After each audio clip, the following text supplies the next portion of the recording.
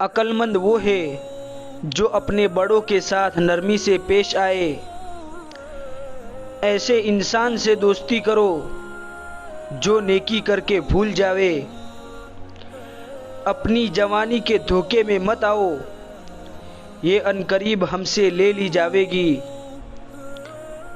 हज़रत अली रज़ी अल्लाह ताला अन्हु फरमाते हैं, मुझे जन्नत से ज़्यादा मस्जिद में बैठना अच्छा लगता है, क्योंकि जन्नत में मेरा नफ्स खुश होगा, जबकि मस्जिद में मेरा रब खुश होगा। नसीहत के लिए मौत ही काफ़ी है। 3 रिश्ते 3 वक्तों में पहचाने जाते हैं। औलाद बुढ़ापे में, दोस्त मुसीबत में, बीवी गुर्बत में। हराम चीज़ों से बचने वाला सबसे बड़ा इबादत गुजार है।